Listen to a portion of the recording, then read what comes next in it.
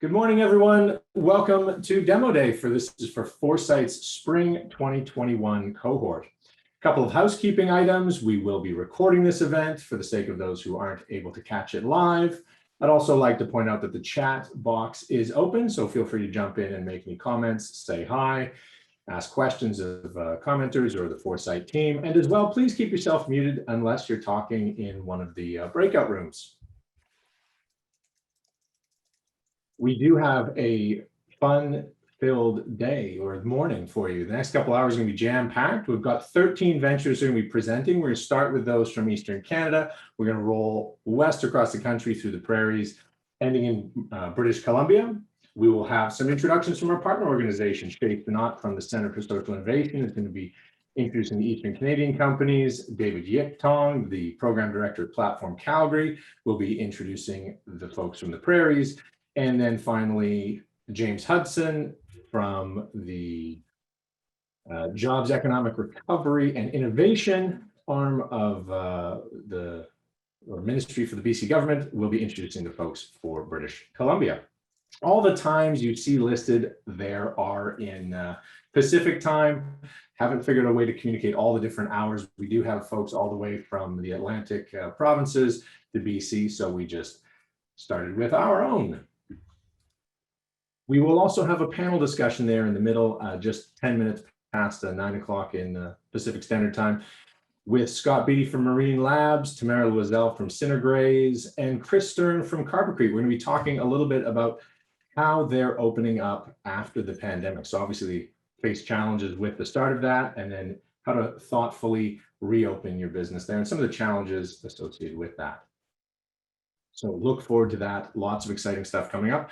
Before we get to that, I want to talk a little bit about Foresight. Make sure you're aware of who we are and what we're doing to support clean tech stories, to build the ecosystem as a whole. And mainly we focus on doing this by bringing together industry, investors, government, academia, and SMEs around fostering clean tech adoption.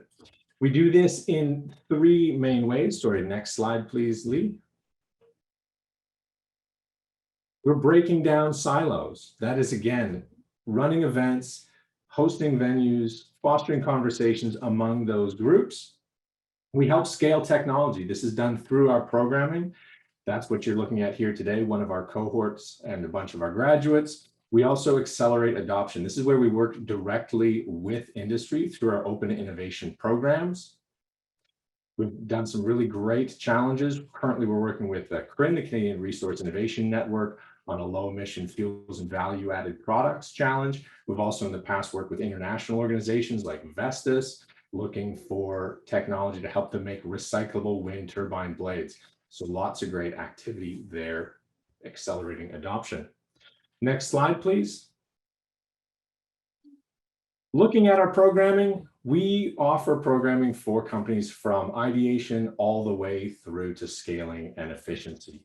Starting off with our Kickstart program for entrepreneurs who are looking to better understand their market and how their problem will or solution will solve problems. Moving into Launch and Deliver, where folks are looking to validate different parts of their business model. So we have the Launch, which is really looking at that market side, but the Deliver program is focused on the CTO skills. And so building a technology development roadmap and understanding how you're going to move from where you are today to where you need to be for your next milestone, be that commercial readiness, be that a funding milestone. And finally, we do have our Grow program for those companies who've found some product market fit, who have some traction and are scaling up and still need some supports in that space. Next slide, Lee. Why do we do all this? Because it's driven some fantastic results. We've helped the companies raise over $500 million in public and private financing. The companies we've worked with have revenues over $250 million. That's over $250 million. We've worked with 700 different wonderful, passionate, driven founding teams to generate over 6,000 green jobs. Next slide. Again, for us, it's so important that the ecosystem come together to continue to build on these great results and to build on the momentum that we already have seen. So that's the small and medium enterprises, the startups we work with through to those scaling businesses, our industry partners. We need academia to be part of the solution. We need government as well as investors. This is our Helix 5 stakeholder model, and we're trying to break down silos and bring these groups together to foster an ecosystem that will allow the change that we need. Next slide, please. We can't do this without our partners. We have some of our partners here today. I've already mentioned a couple of them. We work with accelerators like Platform Calgary, North Forge, Innovate Edmonton, the Center for Social Innovation. We work with universities, and these are our formal partnerships with universities like UBC, SFU, UVic. We also work with investor groups like the Vantech Angel Network and community organizations like Startup PNT, and we need to build more of these partnerships. There are also a number of informal partnerships where we work with folks to both identify new technologies that require acceleration and as well provide supports and work with them around content and a variety of other formats. I would be remiss if I did not talk about the folks who support us and allow us to deliver these programs. There's some wonderful government agencies here in Western Economic Diversification Canada, Innovate BC, and the National Research Council's Industrial Research and Assistance Program that let us deliver these programs. Next up, I want to talk about a bunch of folks who don't have logos. These are our executives and residents and mentors. Without them, we would not be able to add as much value. They really are the lifeblood of our programming. They bring their wisdom, their experience, decades of hard-won knowledge and connections, and they give these to the ventures, and they add so much value. I can't thank you enough. There's a little quote I really like. It's from Isaac Newton. And it says, "I have seen further than others by standing on the shoulders of giants." And that's one that always makes me think of our EIR and mentor network. So thank you to all the EIRs who help us deliver our programming and support the ventures.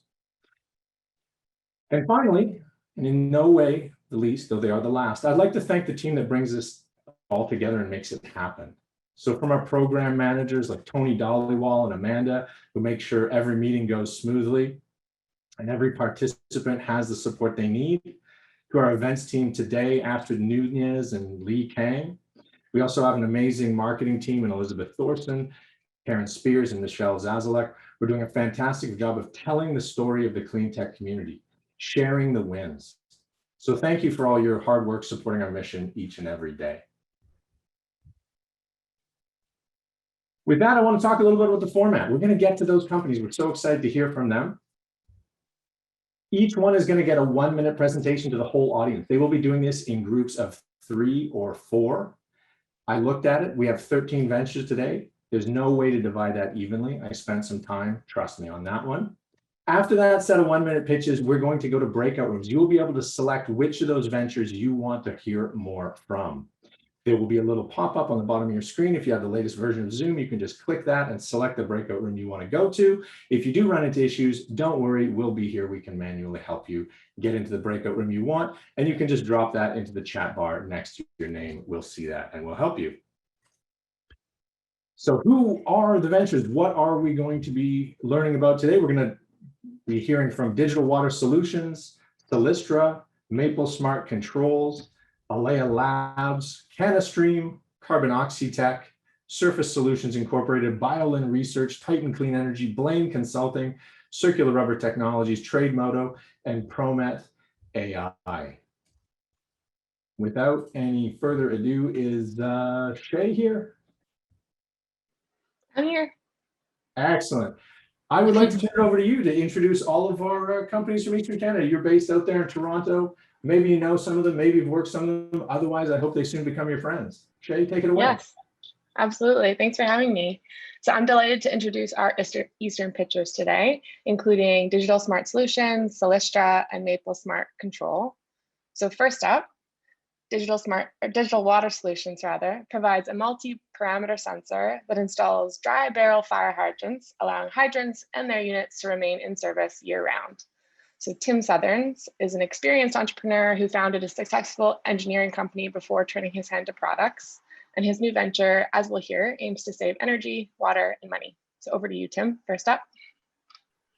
Great, thanks, Shi. Good morning. 70% of the water produced by municipalities often doesn't even make it to their customer. That water is going into the ground, and water is life. Good morning, I'm Tim Southerns from Digital Water Solutions. Our holistic network monitoring solution works within your network through your dry barrel fire hydrants to sense pressure, transients, and acoustics, avoiding leaks, identifying breaks before they become road washouts, and helping you to save money through the optimization of your pump operation. Our company is being founded by people who have over 200 years in the technology and water sector. We're excited to be part of Foresight, and we're looking to raise $1 million for a 10% share in our company. We already have 20 municipalities across North America and Iceland who have proven that our technology works and provides them with an ROI in less than 3 years from time of implementation. We look forward to working with municipalities and investors moving forward to grow digital water solutions in the years ahead. Thank you. Tim Southerns, Digital Water Solutions. Good job, Tim. Next up, we have Celstra. So Celstra uses CO2 to make profitable carbon negative petrochemical products that can be used on site or sold to commodity markets. Celstra is indeed an alumni of Center for Social Innovation and Climate Ventures where I work. We've always been really excited about Celstra's technology, but are especially excited about their potential to unlock carbon utilization cost effectively and at scale. And here pitching is Adam Ben Aaron from Celstra. So over to you, Adam. Hello, everyone. Thank you, Shay. Celstra is turning the world's CO2 problem on its head. We use waste CO2 to create profitable, carbon negative petrochemicals that everybody uses every day. The problem with existing CO2 solutions are that they're either massive money pits or they're geographically limited or both. And our customers are agreeing. In just the past few months, Celstra has obtained 6 letters of interest from companies that are interested in working with us and paying to pilot our carbon utilization technology. This technology has been developed over the last 10 years, and it currently has 3 patents, and it's also a platform technology that allows various industries, multiple industries, to create countless carbon negative petrochemicals from their waste CO2. We're seeking $1.5 million in equity financing to hire a few key employees to deploy our first pilot with a paying customer. Given the excitement we're seeing from our customers, we expect oversized early returns, quick returns for our early investors. Thank you. Nicely done, Adam. And last but not least, we have Maple Smart Control. Maple Smart Control provides IoT sensors and controls for building efficiency, and they focus particularly on buildings too small for large control systems and too large for systems targeting consumers. And here pitching, we've got Bill Chong. Over to you, Bill. Hello, everybody. My name is Bill from Maple Smart Control. I have the 2 companies in Vietnam and Canada, 15 years in the business and 10 years in the technical field. Today, we offer the IoT solution for the saving energy on existing building. So our target customer are the rental owner and property management company to keep their property value and saving operation cost by saving energy. So our IoT controller combined with the web app, mobile app, combined together in the one solution to increase the value to customer, and we forget existing building. Talking with us, you can see that the 350,000 customer waiting our solution. We have the investment and return for the customer side and investor side. Today, we are looking about the 500,000, 25% share, and to find a strategy partner to expand my business in all of Canada. Thank you for your listening. Well done, Bill. Yeah. I think that's it from the Eastern cohort. So thanks from me. Yeah. That is, and what I love is the diversity that Foresight sees both geographically, but also across sectors. We've got some water management, we've got some built environment solutions, and finally, obviously, carbon utilization.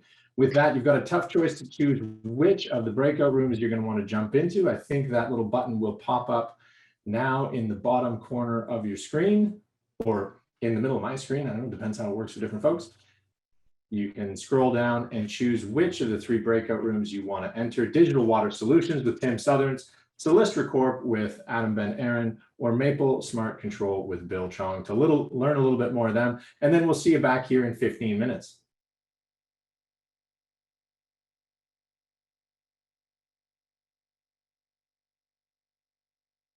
Again, if anybody does have trouble with those breakout rooms, feel free to drop the room you'd like to end up in the chat. That'll give us your name and where you'd like to go. We'll be happy to assist on that.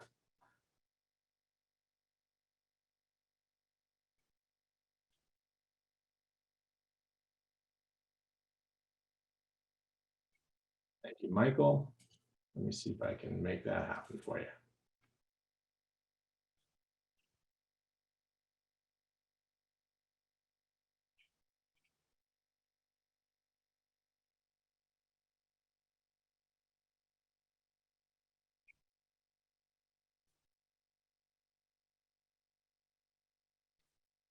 All right, we're just helping the last few people here find the place they'd like to go.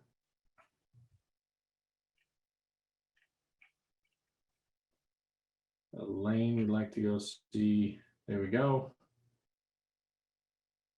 Render off to digital water. Oh, excellent. Fantastic. Astrid's just on top of this. I don't even have to look. I'm on it, but thanks for helping too. No problem. Shay, while we're here, and it seems we've got a couple of folks who are kind of hanging out in the room, I was wanting to ask you a little bit about Accelerate from Anywhere. Sure. Where So did the idea for that program come from? where did the idea for that program come from? Well, from us, from Climate Ventures and the Center for Social Innovation and Foresight.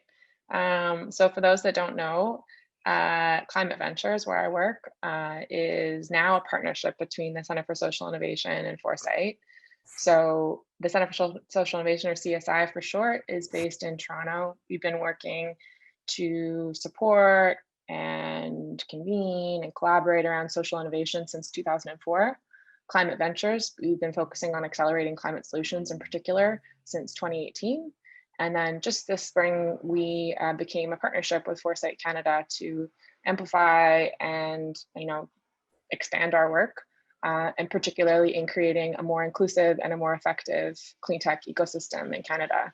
So Accelerate from Anywhere is really a product of that, and our first exciting program of this greater partnership. So we just launched it, how long ago? 2 weeks ago. It's an initiative between our two organizations comprised of 5 programs. So our goal, as I said, is to create a more effective and inclusive clean tech ecosystem. As many of you know, likely, navigating the supports and the offerings for especially early stage entrepreneurs and ventures can be challenging, knowing which programs to apply for and when, and which supports are best for you and how best to leverage them to support your growth and impact. And so AFA for short is really meant to address that gap and that challenge. So we're offering, and I'll share the URL in a second. If folks are more interested in their questions, I can share a couple slides as well. But it's comprised of 5 programs and what we describe as an acceleration ramp. And so we start with our Impact Entrepreneurship 101 program. For those that are just starting out, they have ideas, not necessarily even in clean tech, but just like want to make a difference in social or environmental impact. What do we even mean by social entrepreneurship? So that's 101. And then we have Foresight's 3 programs, which you're probably quite familiar with. So Kickstart, Launch, and Deliver, all aimed at different stages for entrepreneurs and ventures in their acceleration and growth in clean tech. And then finally, EarthTech, a program I'm very familiar with, collaboration with Climate Ventures directly, which is a 6-month program really aimed at achieving product market fit and scaling effective ventures. So that's AFA. Did I answer your question? You answered a few questions. Some of them I hadn't read. That was a very, very great overview. Where do you sort of see Accelerate from Anywhere going in the future? I mean, if you sort of describe it as pulling together the ecosystem, and we've got David Yiptong here from Platform Calgary. While we look at the Canadian ecosystem around clean tech, there's fewer clean tech focused players, but how do we, or do we interface and play with other ecosystem members across Canada in the acceleration space? Yeah, I hope that that it embodies where the landscape and the ecosystem overall is going, which is greater partnerships and working together. So rather than focusing maybe even geographically or or competing for ventures, for lack of a better word. I think that that AFA really embodies where all of us, I hope, want to go, which is for greater collaboration. You know, the point is to support amazing clean tech ideas and support their success. So I'm really excited to see this this program and our partnership overall between Climate Ventures and Foresight as a kind of embodying that shift and that focus. So yeah, so I mean, we have plans for AFA as an experiment for this next year. We're optimistic that that will continue and in fact, you know, grow to offer all of the supports that are missing. I think we're going to continue to learn. So like, you know, Climate Ventures and Foresight focus on that earlier stage, that seed stage, that focus or gap for clean tech entrepreneurs and ventures. Meanwhile, there are, you know, different valleys of death depending on where you're at. So for example, a key component of AFA that I didn't mention is that, you know, accelerate from anywhere, truly anywhere with an internet connection in Canada. And in fact, we want to target and recruit people in rural and remote communities that often don't have access to incubators or accelerators in major urban centers like here in Toronto or in Vancouver, where you are, Stephen. But as well, women and BIPOC founders, we think is really important, as we're all familiar with the dearth of funding and support. People, especially who aren't able to do a friends and family round at that key point in their development early on. No, fantastic. I think it's a wonderful match between Foresight and our approach to collaboration. You know, there's no point reinventing the wheel. It's better to kind of work with the folks who have already built something. Certainly, I mentioned our partnerships with academia and with other accelerators. You know, it does take multiple organizations at different stages, and you can't replicate what some groups have already built on the ground, right? The networks that they have, and as we return to a world where we get to meet in person, right? There's maybe more value to folks actually having some physical locations and being able to foster some face-to-face interaction. So I think that's a great summary of kind of where it is, what it's starting out as, and how we'd like to see it develop to kind of really encompass all the different supports that groups need. Yeah, totally. But you mentioned EarthTech that you know so much about. Yes.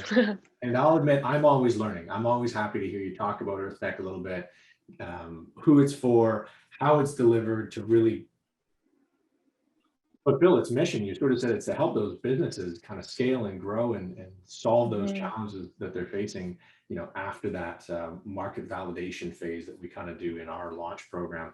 I'd love to hear you talk a little bit more about EarthTech. Sure.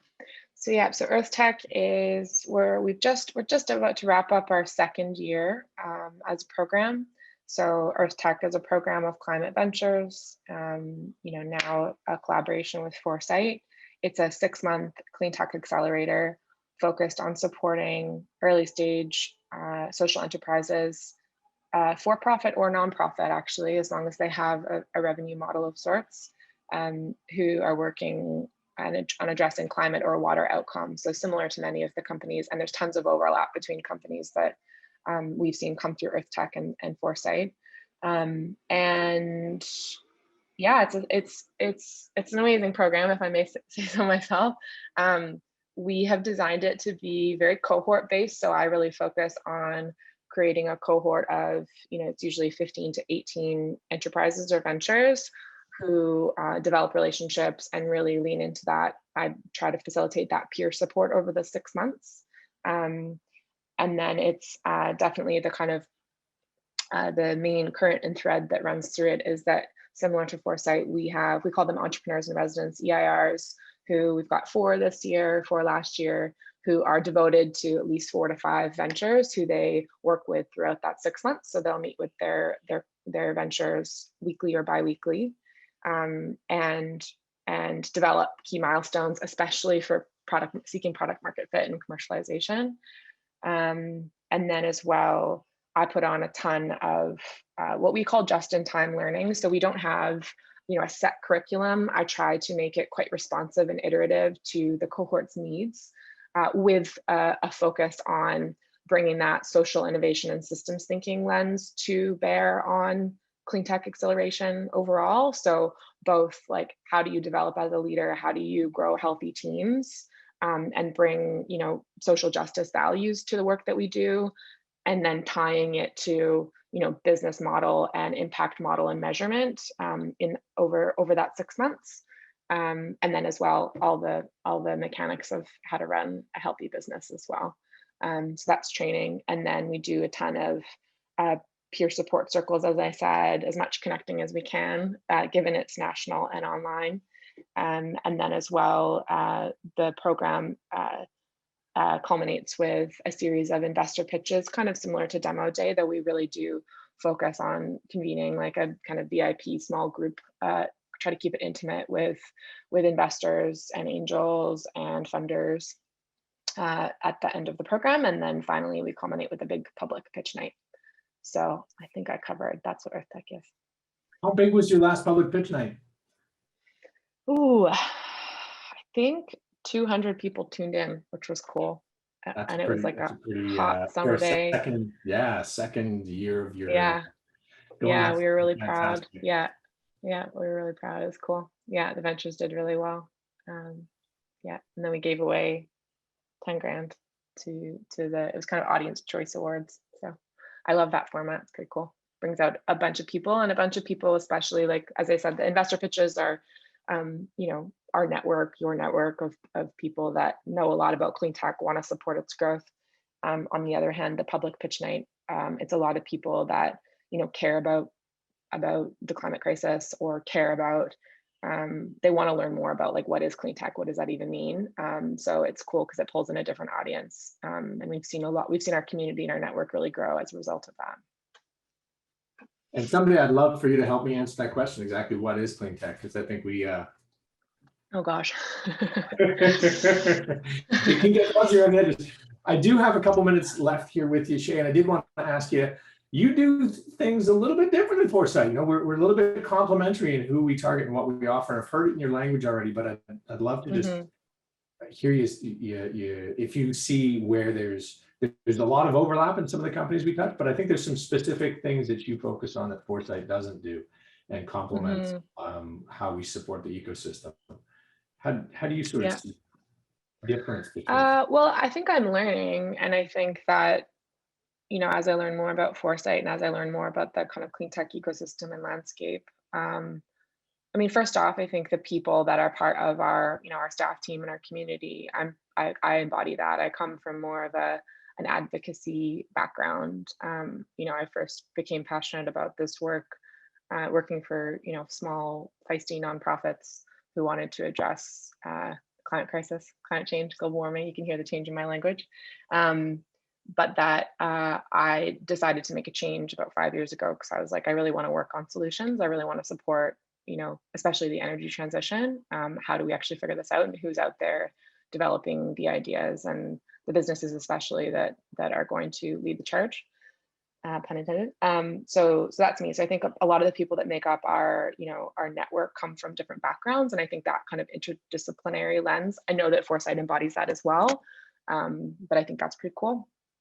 And then on the other hand, in framing our new partnership of climate ventures, we discussed like, we bring that social innovation lens and learning, and Foresight clean tech, kind of we're the social innovation lead and you're the clean tech lead. And so again, I'm learning, but we've got 17 years of experience supporting, and that like social innovation, social entrepreneurship obviously has evolved over that time. But yeah, the definition of like people that are trying to do business differently, people that are trying to, as we would say, build the next economy, one that's regenerative and equitable and prosperous for all. That's how we frame our work, and that clean tech is a component of that. And then, yeah, lastly, I would say, also related to that, we've talked about this a little bit, but we cater to nonprofits as well, as long as they have a revenue model.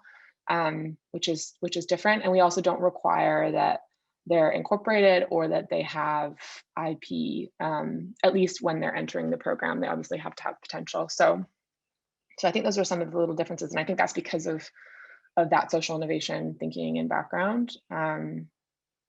Yeah.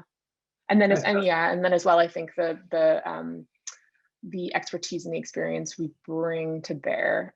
So again, because of my background and because of CSI's focus, I care a lot about bringing that kind of, that culture building and justice framework to bear on the work that we do.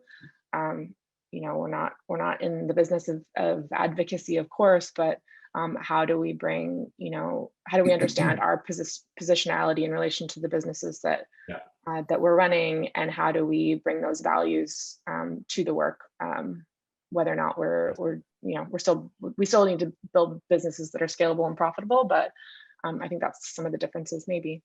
Okay.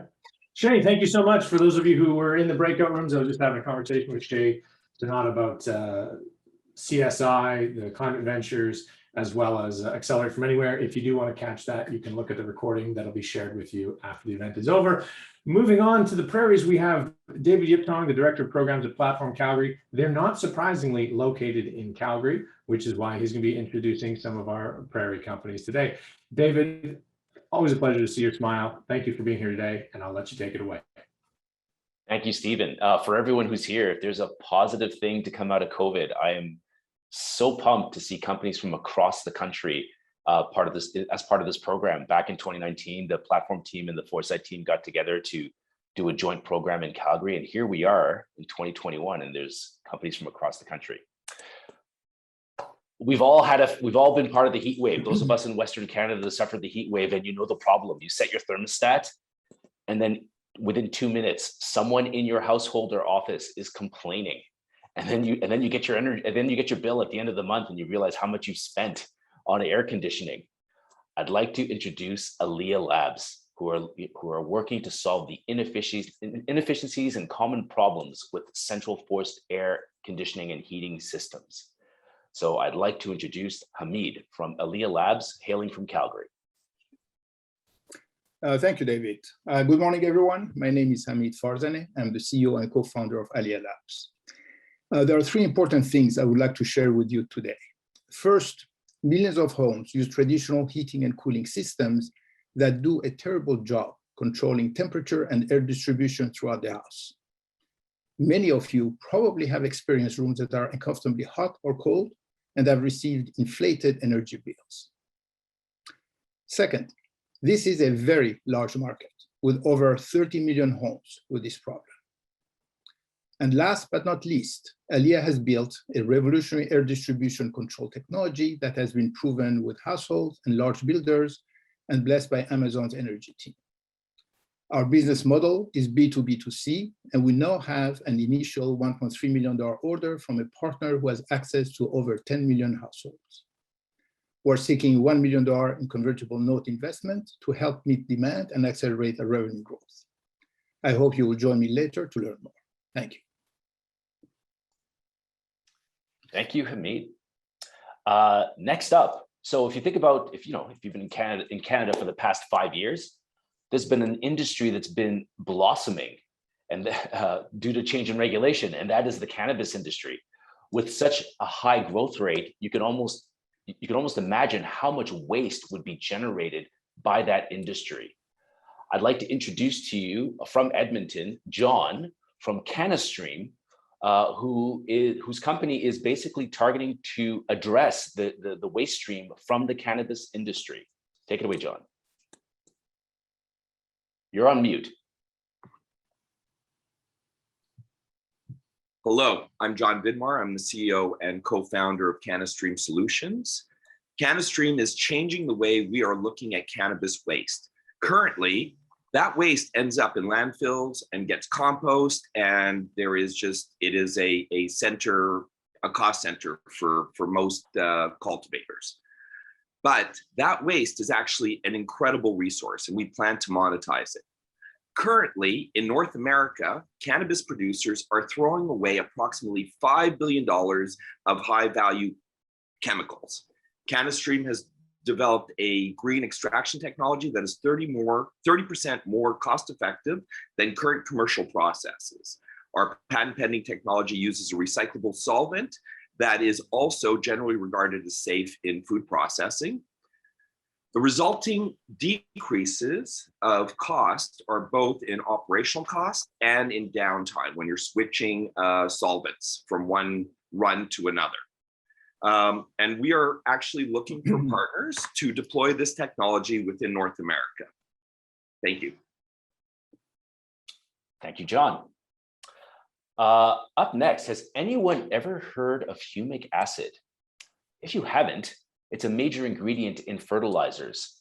And this next company from Calgary, Carbonoxytec, has developed a more cost-effective and sustainable method of producing humic acid. And it's very unique in sort of the clean tech sector because, we don't normally see companies that are tackling, commodity materials like this. But I'd like to introduce Abdallah from Carbonoxytec. Thanks, David. We convert carbon waste material into commercial products for fertilizer manufacturers and the client in the agriculture and environmental sector. We provide highly effective solution to enhance both yield and the quality of organic fertilizer, such as humic and fulvic acid. My name is Abdallah. I am the CEO and co-founder of Carbonoxytec. Our product is highly concentrated, compatible with other chemicals. Unlike conventional products, our product is more convenient, flexible, and cost-effective.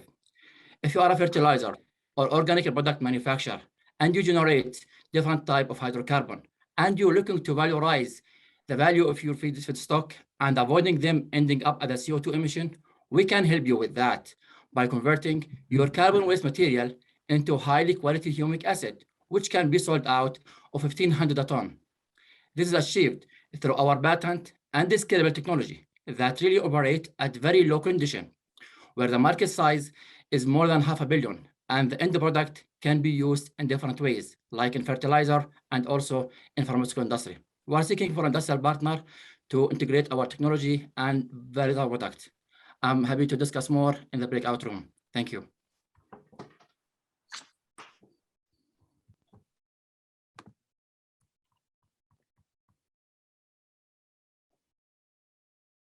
All right, are we going to the breakout rooms again already so soon? It seems it's going to be another tough choice there. A few great companies with some good solutions. You get to choose who you hear more from. So that little breakout room icon will be popping up there on the screen or in the middle of your screen, down at the bottom in the middle in just a second. And then we'll be moving on to that.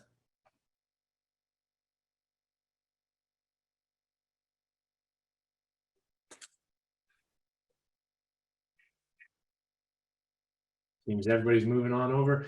If anybody again does have any challenge making it to the breakout room that they'd like to get into, please feel free to drop a note in the chat and we will assist you there manually.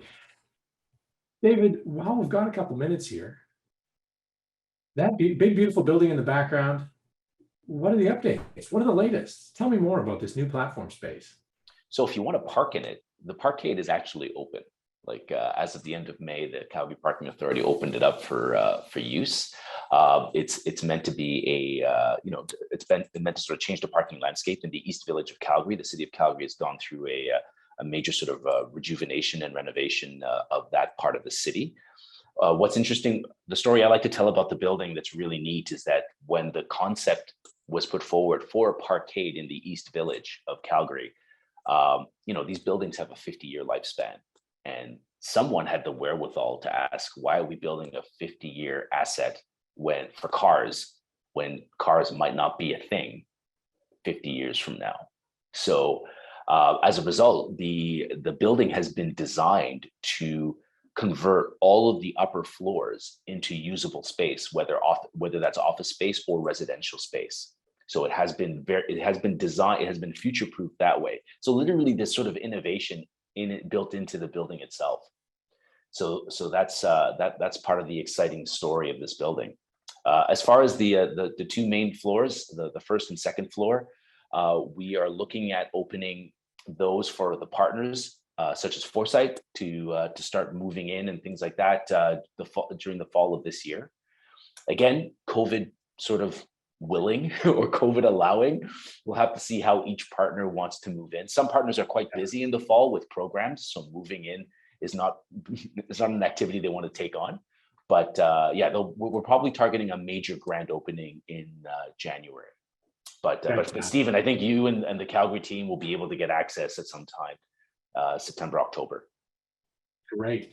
And so it'll be in January, because you're actually going to be having spaces for ventures, startups. You're going to have hot desks. You're going to, have spaces for ventures and have that kind of incubator feel, and they'll be able to talk to each other and get that. I think. Yeah, I think that the main benefit of the building is going to be the fact is just the sheer number of partners we've got. We've got 50 partners, both on either the programming side or funding side, that are even corporations that are interested in being there, so that they can collide with entrepreneurs. So the idea is to make it a lot easier for people to network. If one thing COVID has taught us is that while we have reach now, we can have sessions like this with companies from across the country. There's something to be said about the casual bumping into someone at the coffee shop or at the elevator to say, hey, what do you do? And you find out there's a useful connection to be made. So that's what we're trying to do with Platform's goal of increasing the activity, the startup activity in Calgary by 10 times over the next 10 years. We're going to need to have a lot of those organic collisions to sort of accelerate the company. So that's really the point of the building and the space that's going to be there. So yeah, it should be exciting. Fantastic.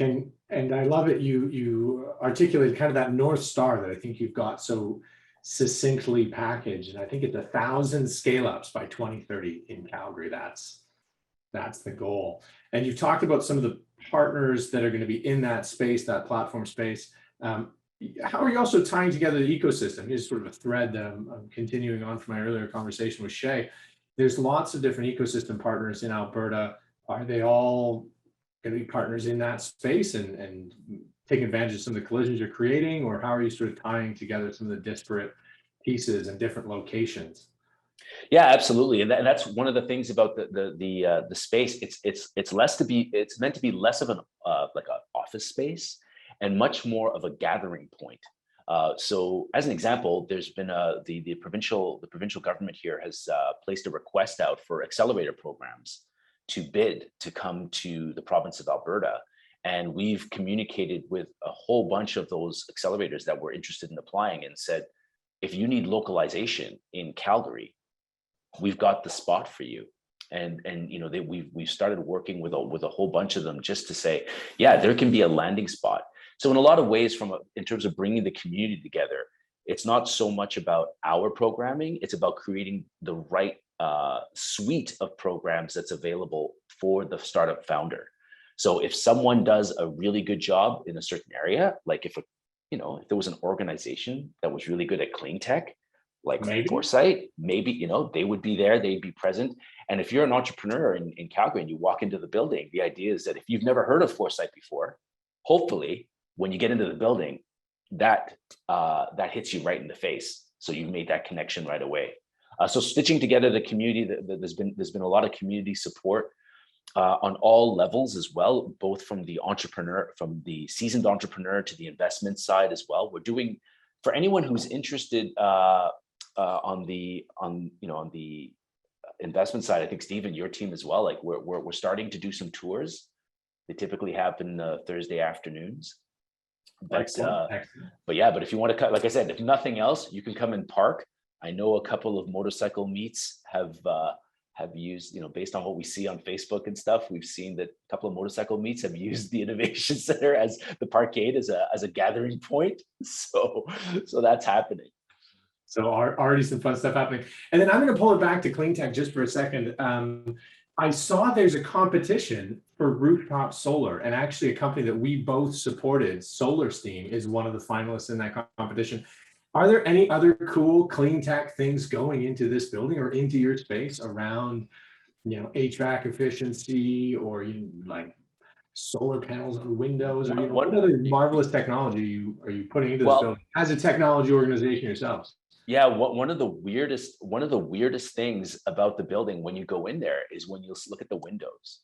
The windows are fairly narrow, and they're towards the bottom of the floor.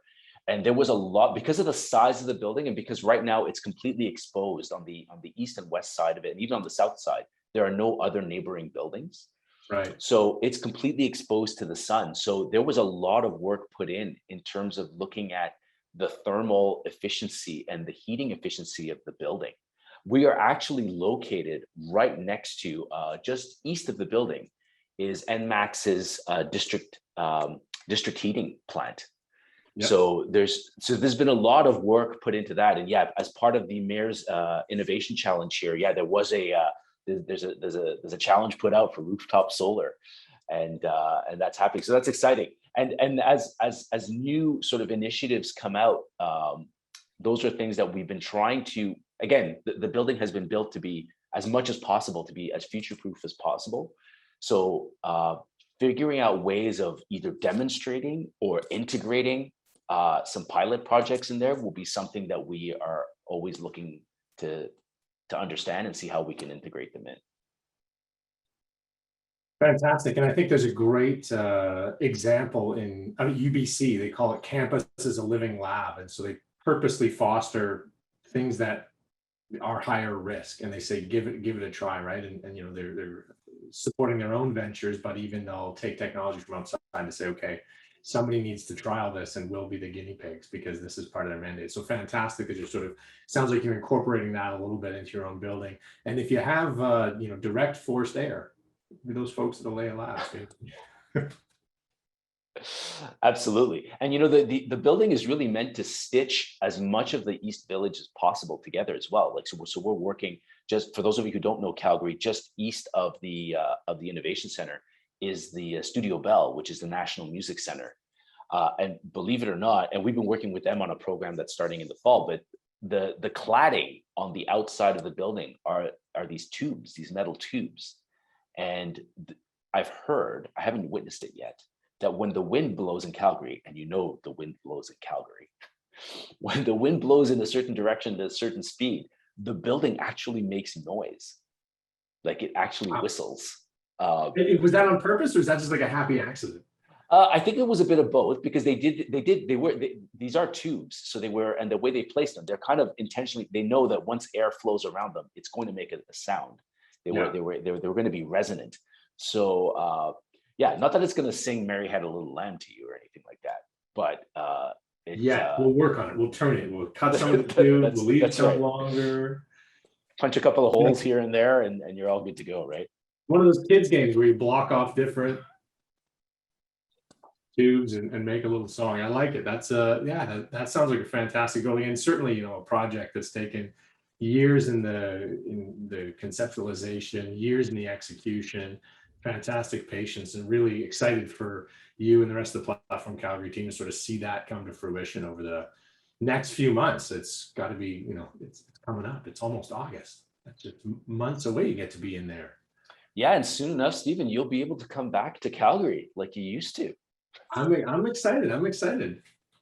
It's been a while, but lots about the building. But what else is up at Platform Calgary? What's the other news? What's the other excitement? When's your next cohort of Junction? Applications for Junction are open. For those of you who have never heard of the program, Junction is an 8 to 9 week program where we basically run you through all of the different aspects of your data room. So if you've never heard of a data room, when you're basically looking to have a discussion with an investor, the data room is kind of the area that they'll go into and look for and go through your documents for due diligence. So what we do is we run companies through all the different aspects of their data room, and areas where they're a bit weaker or there's a gap that they've had or they're not familiar with it, we help shore up that knowledge and try to get them, working on those sections. I always tell people, if you're going to leave a page blank in your data room, you should do so intentionally, not because you didn't know you needed to fill it out. So applications are open for Junction currently. That will start at the end of September. We haven't heard confirmation yet of whether the ag program will be renewed, but that's looking as like it might be coming as well in September.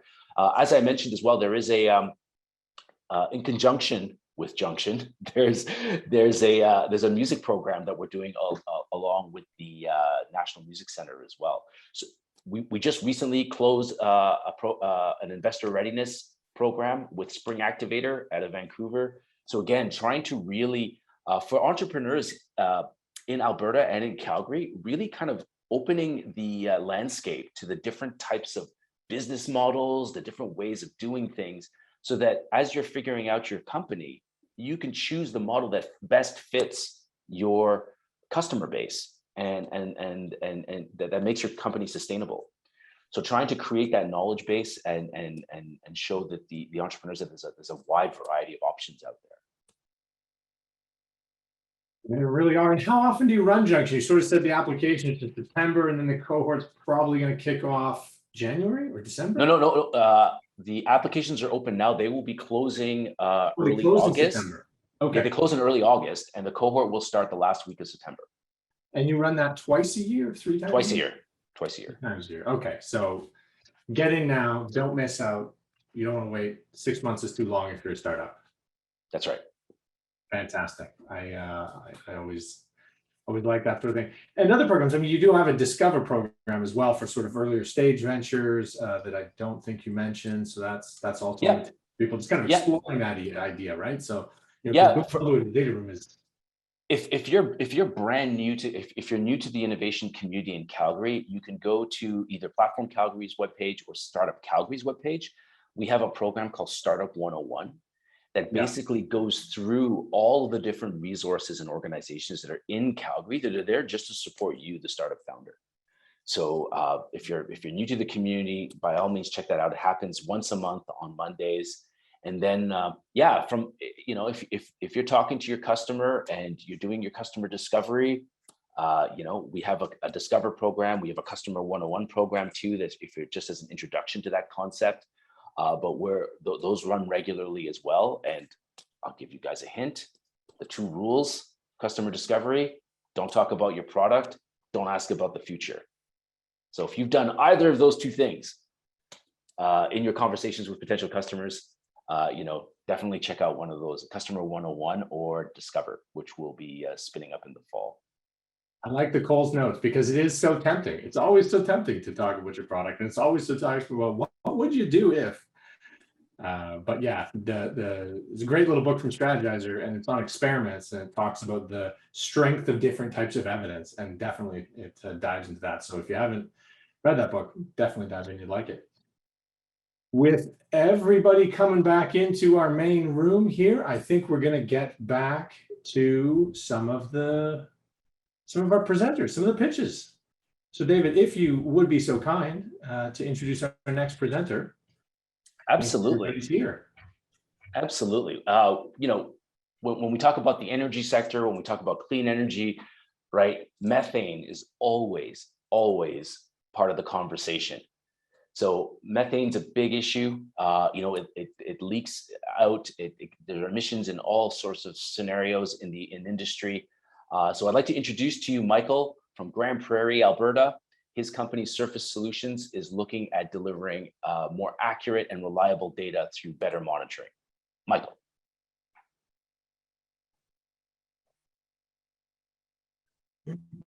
Mr. Beck? Is he frozen? I have the feeling that he's frozen. That or he's playing a wonderful game of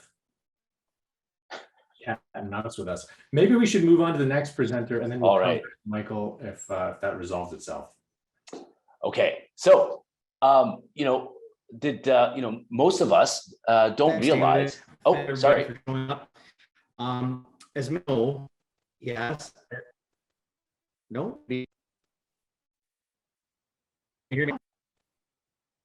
Very patchy. Yeah, internet connection is just a little bad there. Am I back? You are. I can hear you now.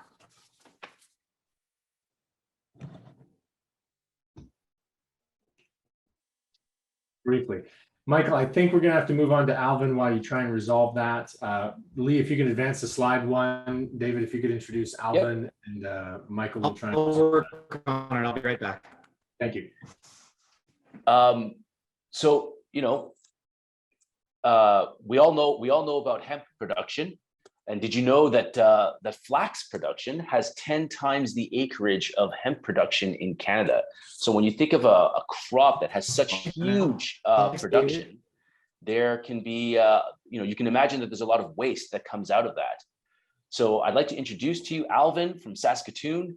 His company Biolin are looking at addressing the waste from flax production.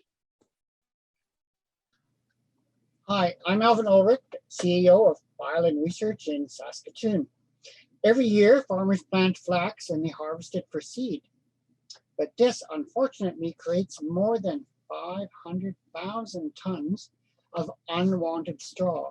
Much of it has to be burnt, like in this picture, because it's very hard to work in the soil before the next crop. Biolin has developed a package of technologies that profitably and simultaneously take this unwanted straw and turn it into high quality fiber and very high quality landscape mulch. We have existing customers that have used our mulch and they want to use nothing else. They've tried other things and they say, as soon as you start production again, you tell us, because we're coming with truckloads to get that shive and we don't care what it costs. We love that stuff. Vehicle manufacturers are looking for North American grown fiber to replace the fiberglass in the many plastic components they use. Flax fiber is an excellent replacement because it's half the weight of that glass fiber. So we have part makers that have sent us letters of intent saying, we would like to buy from you, but you have to get much bigger scale so that you can consistently sell us fiber every month. Please join us, please join me in a breakout room to get more information about this great opportunity. Thank you, Alvin. So as a personal level, I've been binging on these chocolates. They're made by a local Calgary chocolatier here. The challenge is it's in a plastic bag. And as much as it's great to support a local company, what do I do with the plastic bag? So plastic is a huge issue. We all know that there's a lot of plastic waste that we're dealing with. The BC coast has seen tons of it. So I'd like to introduce to you Sunil from Craig, Saskatchewan. Their company, Titan Clean Energy, is commercializing bioplastics to help us eat these chocolates and throw away the bag and deal with the bag in a more guilt-free way. Take it away. Thank you, David. Thanks for the introduction. Have you ever imagined a world without plastic? I'm Dr. Sonil Nanda from Titan Clean Energy Projects in Craig, Saskatchewan.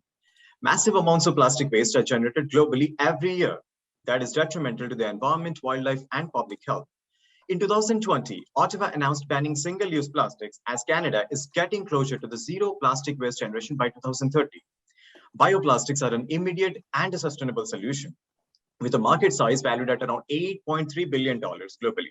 At Titan, we produce bioplastics that is brand named Redesco, that is durable, multi-use, recyclable, biodegradable, and carbon negative. Yes, carbon negative, because we capture the carbon dioxide from the atmosphere as we make our bioplastics. Now, this makes us much distinctive than our competitors. Our customers are commodity manufacturers, extruders, and molders. We seek partners and distributors to help disseminate our Redesco bioplastics globally. If this interests you, I invite you to join my 3-minute pitch. Thank you. Thank you very much. And has Michael, have you resolved your technical issues, or shall we move on to the breakout rooms?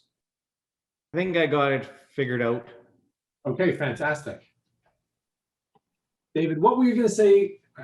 Or had you already introed Michael? So Michael, we already introed Michael. His team at Surface Solutions out of Grand Prairie are addressing methane. So go ahead, Michael. All right, thank you everybody for being with me today. As many of us know, oil and gas producers are faced with increasing pressure based on their overall contribution to greenhouse gas emissions. As companies are trying to move towards a net zero operation, there exists a well-known technology gap in measuring low-flow methane emissions. My name is Michael Beck, a serial entrepreneur and founder of Surface Solutions Incorporated, an oil and gas optimization company with over 20 years experience in measuring methane emissions. I'm here to talk about my new patented venture that is developing a methane measurement and abatement device focused on methane vents.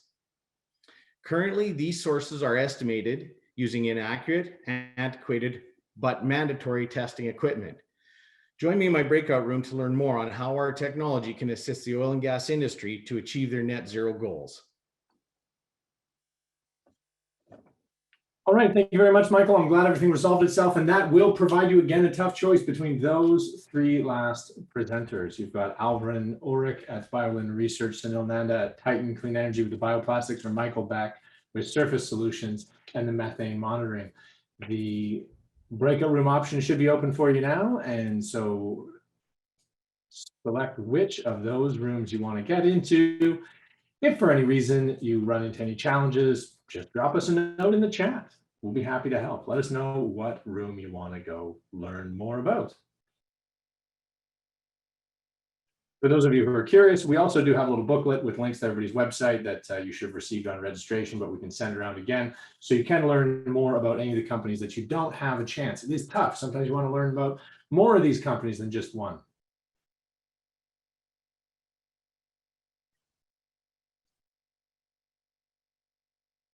Don's looking to go see Surface Solution. We can help him out with that. Thank you, Don, for listening and tuning in today.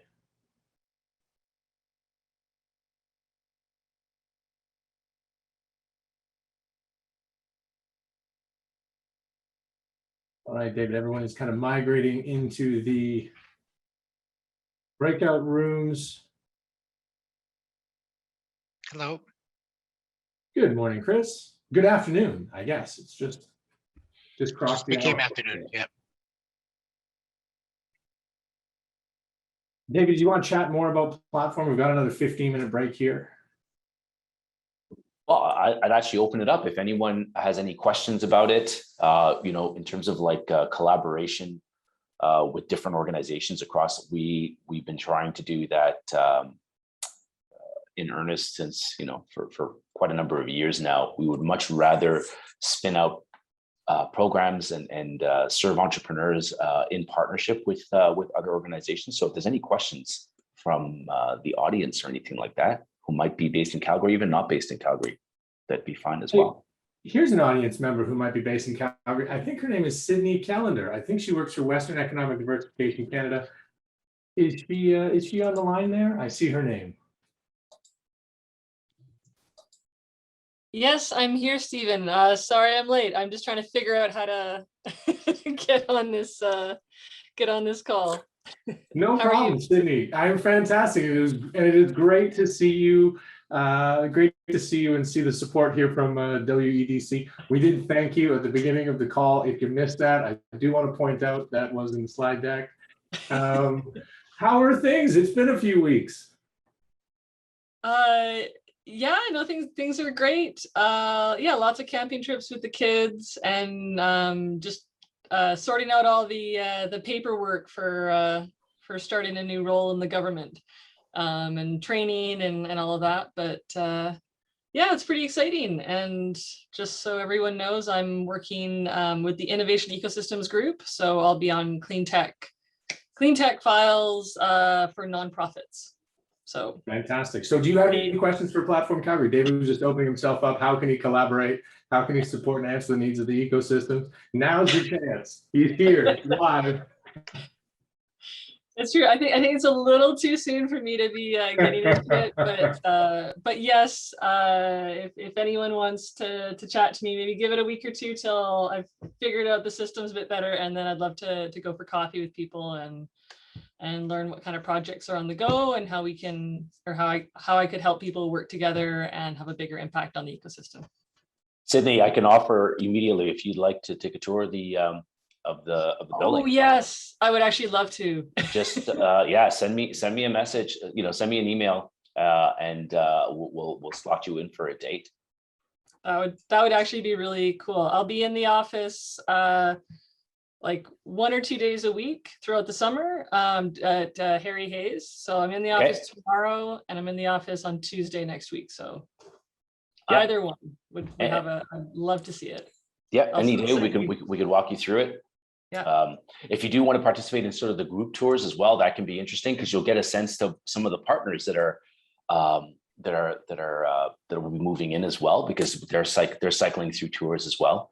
It's always been interesting to see the motley crew that we get to walk through the building, but you see all the different people meeting each other and say, wow, oh, you're getting involved too. And it's just some really, really interesting connections, right? Yeah, no, I'd be really excited. And anyway, I don't need to take up this whole call.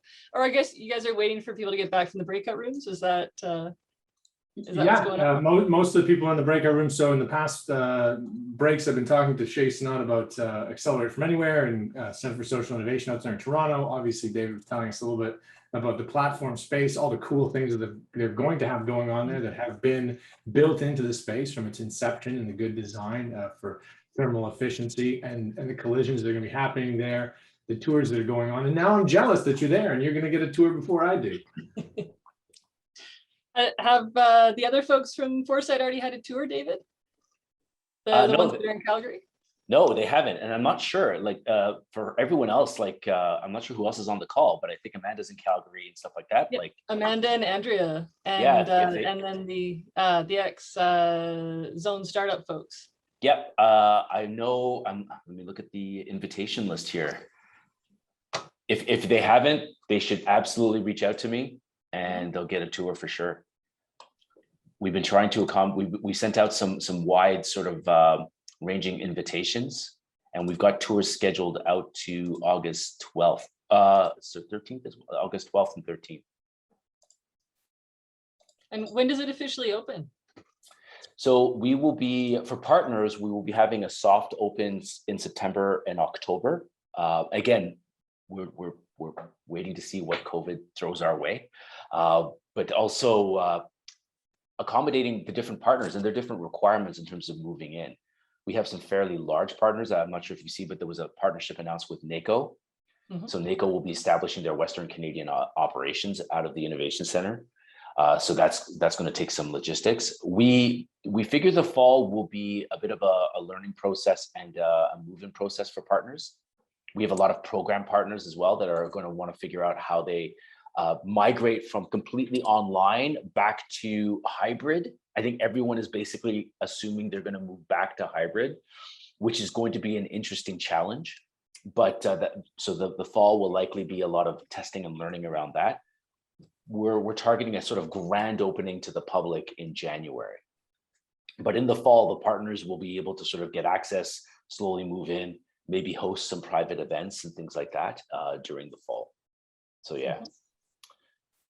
Exciting. So yeah. Hopefully, once the downtown Calgary, around Harry Hayes and stuff like that, once the traffic starts picking up again, hopefully we can accommodate some of that in the building, so that it's not as much as it's not as bleak and deserted as it's been with the during the lockdown periods and stuff like that, right? And so if you're opening in January, you're getting some stuff started. I hear Christmas party. There's one of the neat things is part of the tour is you get to go to the roof, the top parking location. And it's a very interesting location because you can see the Saddle Dome, the Stampede grounds, you can see the Calgary Tower, you can see good portions of downtown. It's an interesting vantage point. And everyone is trying, and apparently the roof is bookable for the Calgary Parking Authority is taking bookings for events on the roof. Very, very cool. Lots of fun there. Yeah, that's going to be an exciting space, great partnerships, wonderful chance to foster those collisions that'll drive that goal, those 1,000 startups by 2030, and happy to be part of it on the Cleantech side. Lots happening on the energy transition. On that, what's some of the good news coming out of Alberta? I think I saw some news that was it Shell was investing more in another carbon capture project, hooking more up the Alberta trunk line. Always interesting sort of things going on with that. The last I'd heard, it was around 20,000 tons a day at its 40,000 ton capacity. So lots kind of happening in the clean tech space. Are you paying attention to some of the good news in that? I know Accelerator, I saw some announcements from them in terms of their RF heating in the oil sands to reduce kind of emissions there, and they're kind of scaling up to some full-scale projects finally. What else is going on in the Alberta space I should know about? Well, there was an announcement with Thrive to bring some ag-related programming to the city, and I think when you look at for people who are new to the sort of startup and innovation community, right? When you think startup and tech, you tend to think of Silicon Valley. If you're thinking of Canada, you're thinking of like the Waterloo area, the very traditional telecom, and communications related technology.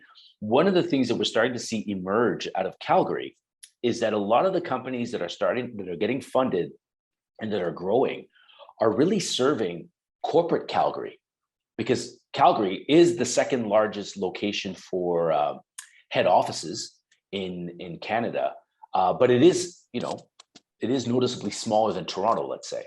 So with all the changes, with the changes in with the impact of the energy sector, a lot of these companies are starting to serve these corporate clients, fixing a big problem that they have somewhere in their value chain. So we've seen tons of companies from do things like legal, accounts receivables, pay, and things like that, all the way to the large scale projects that you were talking about in the energy sector, in the oil patch itself, but everything in between. And Calgary kind of right now, what's emerging is that there's a unique sort of access to large corporations and their operations to solve particular. So if you've got a problem that you can solve for them, there seems to be a sort of opening to get access to the resources in these corporations to sort of start the discussions, right? So that's been a sort of an interesting trend, because people always ask us at Platform, what sector are you in? Are you in health? Are you in clean tech? Are you in energy? Are you in pure tech, like with apps and things like that? And that's what we're seeing in terms of the companies in Calgary that are getting funded. It's ones that have really latched on to a problem that the corporate customer has had. And like I said, it's anywhere in their operations, but they've latched on to a specific problem and they've solved it well. And all of a sudden the traction starts. So that's been very, very fascinating to see, because it's sort of an emerging sector within the Calgary area. And so despite it being kind of a challenging time, not a lot of budgets, uncertain future, people are still investing in innovation that reduces costs. And so there's still a lot of opportunity there, Absolutely. I think costs, I think costs with everything that's happened to corporations and sort of whether it's the low oil price, which has gone up recently, but with the global oil prices and even the impact that COVID has had, efficiencies have become prime. And one of the things you'll see that's different this time around, with oil being at the price level that it's at, you're not seeing the same sort of hiring boom that we had seen previously. So a lot of these companies are like, okay, we're going to maintain efficiencies, we're going to increase efficiencies, even though the commodity that we're exporting is now at this different level. So there's a different mindset going forward, and I think there's there's even discussions, locally in Calgary in terms of power usage, right? With the recent heat wave, we've broken records in terms of power consumption as a city. So people are talking about, well, what happens when everybody has an EV at home? Can the grid actually sustain that kind of charging, at all times of the day and things like that? So there's some interesting discussions and projects sort of happening, and I think people would be there's an opportunity here if you have questions or you can solve a problem. I think there's definitely an opportunity to sort of explore. And like I said, with Calgary as well, and we're in Alberta, even from a financial sector perspective, an organization like ATB is uniquely accessible here, as opposed to the a typical large bank that would normally be based out of Toronto. Yeah, no, that's it's definitely great to hear that people are looking for solutions, that people are gaining traction, that despite sort of challenges, you can good solutions, right? It's all about understanding the customer's problem and designing a solution around that, right? And they're still looking, and it really is technology agnostic. It's whether you can solve the problem. And so I love Platform's approach, and I'm a simple man. When people ask me what I do, I say Cleantech. I know it's harder for you, get to touch lots of things, but that's just how much better and smarter than you are, David. I think we're just all coming back from the breakout rooms here in a couple seconds, and then we'll get started with our panel. And David, thank you so much for your introductions. I thought those were wonderful ways to communicate the value that the company's brought.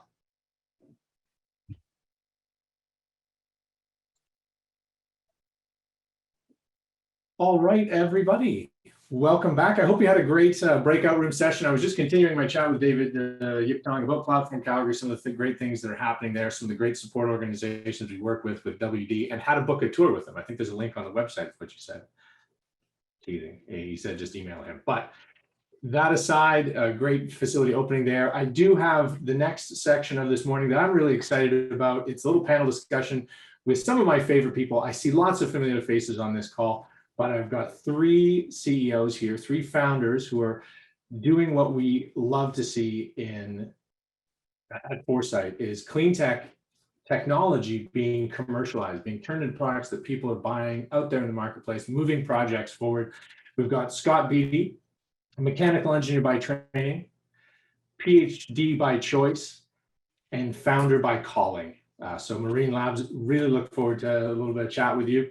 Tamara Loiselle, CEO at Cinegraze. She's a Master of Arts in Environmental Sciences and Psychology. She was a faculty member at Mount Royal. She's been a consultant and then stepped in to commercialize the Cinegraze kind of technology and move that project forward. So always excited to talk to her. And finally, Chris Stern, the CEO at Carbonoxytec, again, a mechanical engineer. I love the different paths people take to starting their companies, to getting involved in the clean tech space, and has really made his mark as a consultant and a business person before founding Carbonoxytec. So excited to have you all here today to share a little bit. I've sort of framed out the conversation around reopening, because I see a number of CEOs having a challenge with that, right? It was a challenge to shut everything down, to put some things on hold, to find a new way of doing business. But now as things are changing again, after 18 months, how are we navigating those troubled waters? But I'd like to start off with learning a little bit more about your company. So tell us a little bit about what your company does and what's the latest excitement. And I'll go in the reverse order of the way I introduced you. So Chris, if you could start us off. Hi, well, thanks very much. And thank you very much for inviting me onto the panel. Yeah, so I mean, introduction to myself. Well, as you said, I'm a McGill mechanical engineer, because to be in sustainable concrete, you have to have graduated from McGill. But before this, you mentioned I was a consultant, but that's kind of what I've done before Carbonoxytec and what I did last before that. And I was one of the founders at Pure Energies, which is a residential solar company based in Ontario, but we actually bought a company in the States and grew our company from 4 people to 200, and was all about, getting people to go solar, using very light touch. So it was all, instead of knocking on people's doors, we generated a lot of enthusiasm on the internet and closed solar deals on behalf of many of the big players, Solar City, which became, of course, Tesla, as well as others. And some of my old employees are still doing it under Energy Pal, where I'm a director. We sold that company to NRG Energy in 2014. After we've basically got to the point where we were converting 500 people to residential solar every month. And then after doing a year of nothing, or not nothing, but taking care of kids, my dad told me to go back to work and introduced me to the folks at McGill, where I was very impressed to learn how nasty that innocuous powder called cement was. And that was basically the founding of Carbon Creep. So voila. And what's the kind of latest excitement? What's some pilot projects? You've got some installations. You got some big deals. There's Yeah, we actually, well, we haven't announced it yet, but we just sold our first carbon offsets yesterday, and we've just completed phase 1 of our pilot at Patio Drummond, planning for phase 2 now. We've got 4 MOUs signed with different concrete producers and 2 others in discussion. We're just getting into our Series A fundraising round now, where we're hoping to raise money to get what we call the Canadian Cleantech Clean Concrete Cluster built. That's a bit of a hard thing to say, but basically, surrounding a steel plant, because our precursor material is steel slag.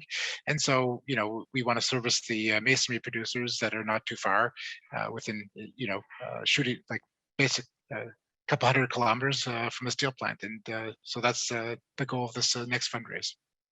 fantastic. Thank you so much, Chris.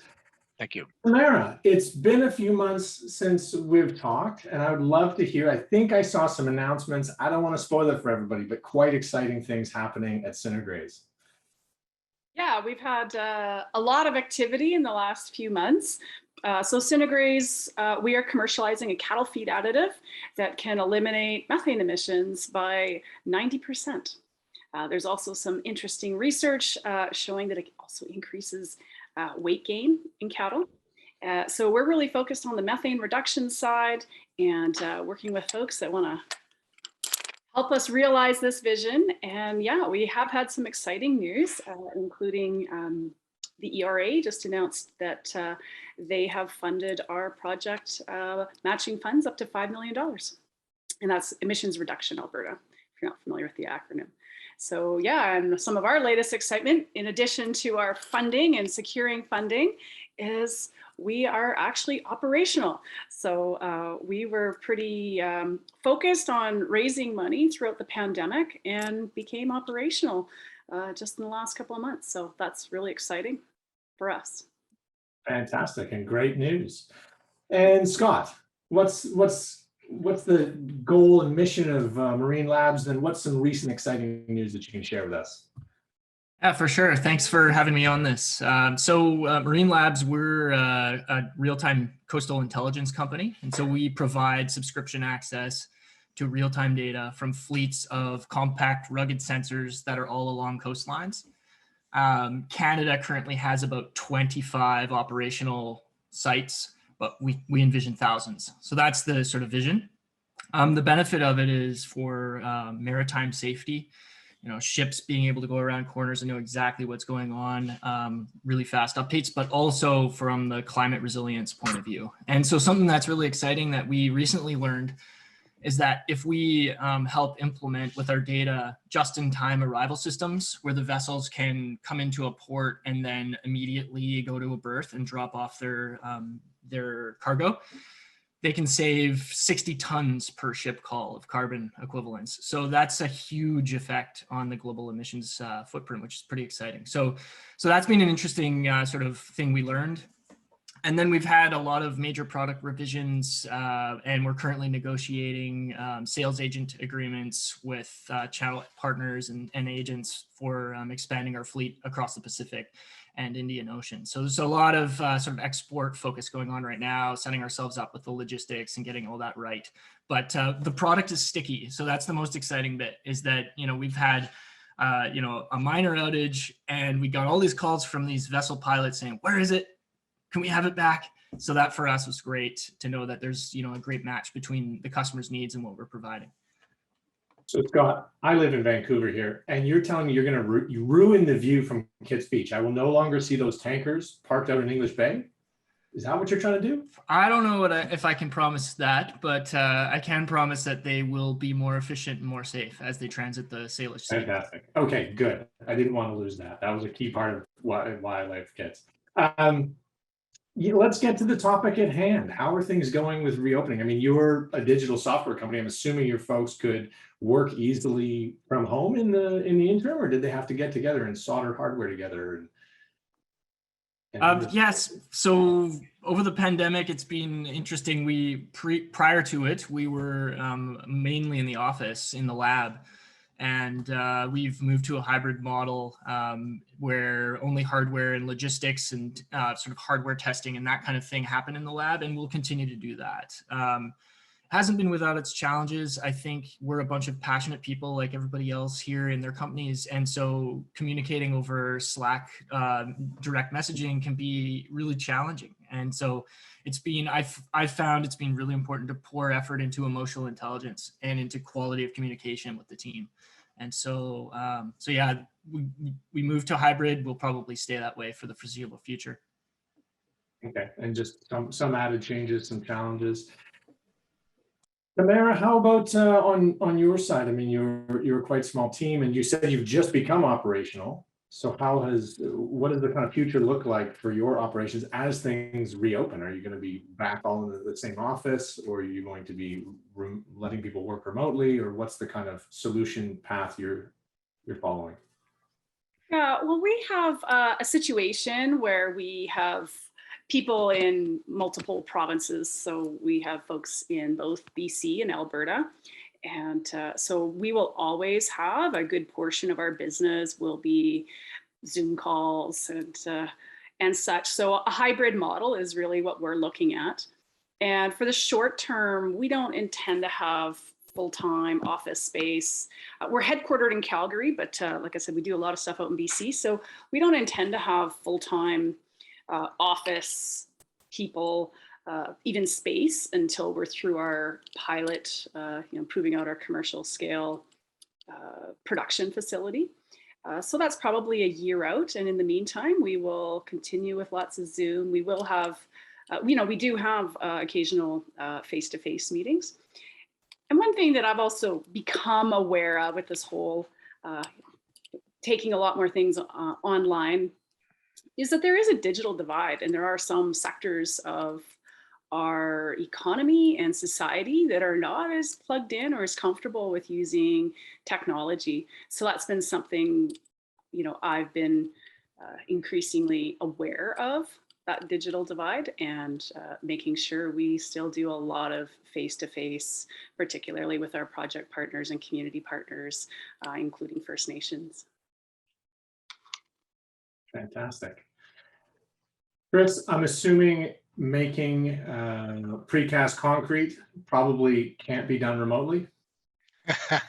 Yeah, so when the pandemic hit, that's just around the time that we ordered our first of a kind curing system in England, which was, a highly engineered system at the point. And we had no way of doing a final acceptance test until I remembered that I had a friend living in England that did that kind of work. So, we had to get through all of that. Then, deal with all the shipping issues of getting stuff out of England, because instead of taking a week to get stuff, it takes like 6 weeks because of COVID. Get the thing here, then getting British people, allowed to come into the country. If you recall, there was one point where they were like, they were persona non grata. Got all that done, got the thing fired up, and then got our pilot done. In the meantime, we have a team of about 25 people, and there's some people in operations doing that, but then there's the whole R&D team. They never, we didn't skip a beat there. We kept, reviewing different types of slags and different types of concretes, new products, all that, filing patents. That never stopped. People kept going to the office, but, obviously in a safe area. We have, 10,000 square foot area, where people could stay apart from each other. So we followed all the protocols recommended by the Quebec Health Minister. But then, the other people like myself and other managers were working remotely. And it's funnily enough, we had this conversation yesterday.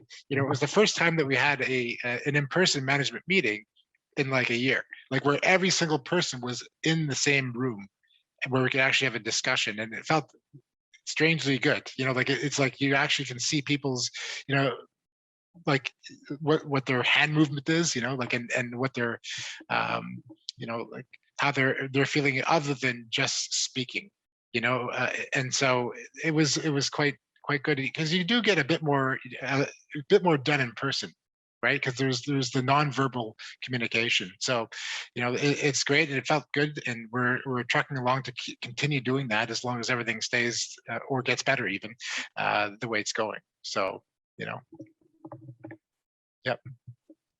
And then Chris, there's sort of the internal piece of this transition, but there's also the external piece. I mean, I'm assuming you, with your one facility, you're looking at a relatively small geographic area, but as you expand your solution, as you get your Series A, I'm assuming you're looking at other markets. Do you see lots of sales travel, or do you think people have gotten used to Zoom enough now that you'll get away from lots of the flights to visit customers and do that part of the business development? Yeah, I think it's going to be a hybrid. You know, there's definitely a lot that could be done online.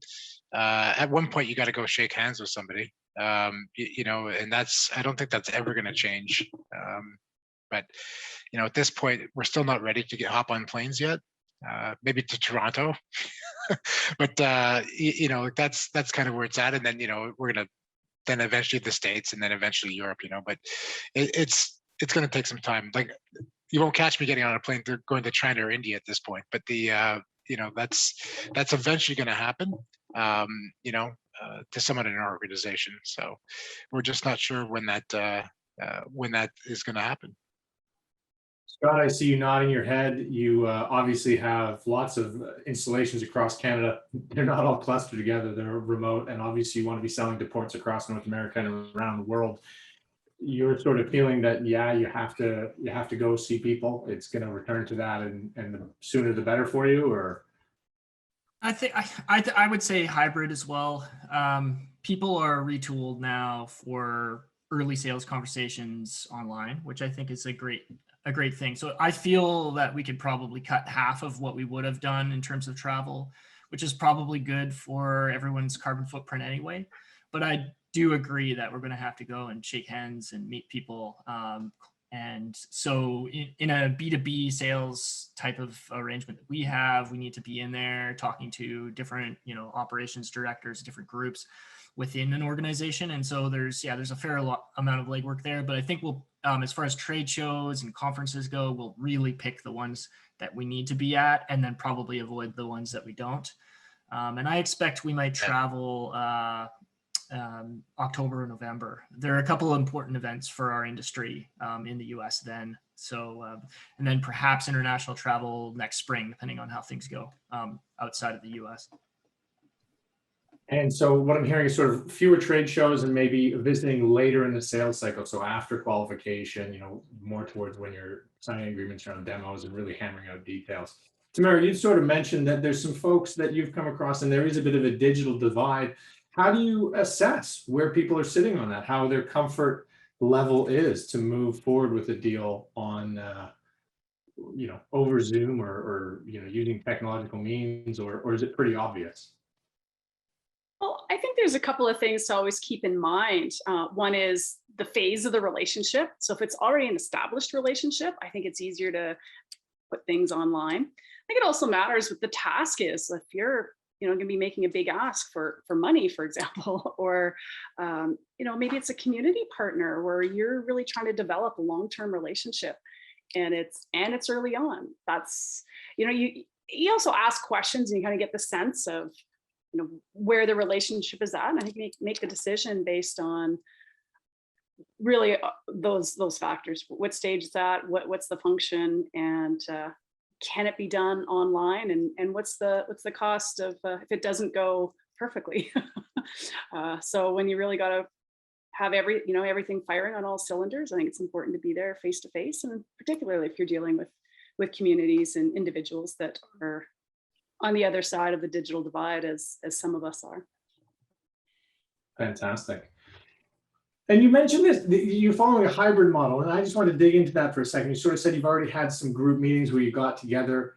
How would you navigate? Are they optional? Do you kind of say this is a group meeting and you have to come, or, you know, how do you manage people's comfort levels with this new normal? You know, and I mean, I think there's no longer masks mandatory in BC, but now it's just a habit for me. I just take one with me anyways and put it on. So how do you manage the personal choice for your employees around group meetings or that hybrid model you're effectuating? So are you speaking to me, Stephen? Yeah, okay. Well, so far the face-to-face meetings with the team members, they've been optional. So we'll especially a lot of the group meetings have been online.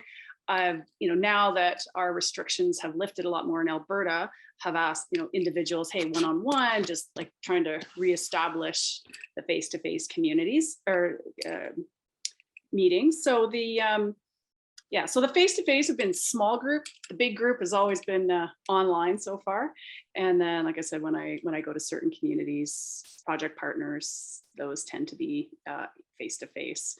But of course, that's everybody. We've had to cancel a couple where there was some COVID in the community, so we had a plan, a couple of days, and that was all, obviously canceled immediately, and really took every precaution when we did have our meetings. Yeah. Okay. Fantastic. Well, I could spend all morning and afternoon chatting with you about different parts of your business, but unfortunately we have to move on to the program. I do want to say thank you for coming in, sharing a little bit how you're putting in place strategies to both keep your businesses running effectively, manage people's comfort levels, and continue to push forward and do great things. I look forward to some more fantastic news the next time we all talk, or if I should only see it in press releases, I will wait eagerly for those. So thank you all very much. Tamara, Scott, and Chris. Thanks, Cheers. Stephen. Take care. Thank you. Thank you. Take care. Bye. Moving on, we've got our next presenter, and I'm going to take a second because I'm going to read this one to make sure I get it right. James Hudson is the Executive Project Director of Clean Innovation at the BC Ministry for Jobs, Economic Recovery, and Innovation. Did I get that right? You did. That's perfect. Thanks, Stephen. Good day, everyone. And I'm very happy to present in this last panel session. So my team within the BC government is responsible for providing wayfinding services to climate tech and clean tech ventures, and happy to connect with anyone after the session. So with this last panel, we've got 4 companies. We've got Blaine Consulting, Circular Rubber Tech, Trade Moto, and Promet AI. We're going to start with Blaine Consulting. They provide GAP compliant certification tools for modular agricultural producers. So I'm excited about their solutions because they allow small farmers to cost effectively meet requirements and sell their products to large retail chains. Here is Ty James from Blaine Consulting. Hey everyone, thank you so much for the introduction there. Good morning, my name is Ty James and I'm the CEO of Blaine Consulting Incorporated. I'm a commercial farmer and entrepreneur. Less than 1% of farms in Canada have their Canada GAP certification. This is important because in order to access large retail markets like Costco, Walmart, producers need to be certified under the Canada GAP program. Our solution, GapCan Modular Infrastructure, provides low-cost, modular, scalable, and easy-to-ship infrastructure solutions that are both Canada GAP compliant and HACCP compliant. They are faster and cheaper than building new or upgrading traditional structures. They enhance on-farm food traceability programs and enhance on-farm revenue. We have already secured our first 2 contracts and look forward to working with strategic partners and Foresight to expand our goals of enhancing local food security, food traceability, and food safety. Please join me in the breakout room to hear more about our company and what we're up to today. Thank you.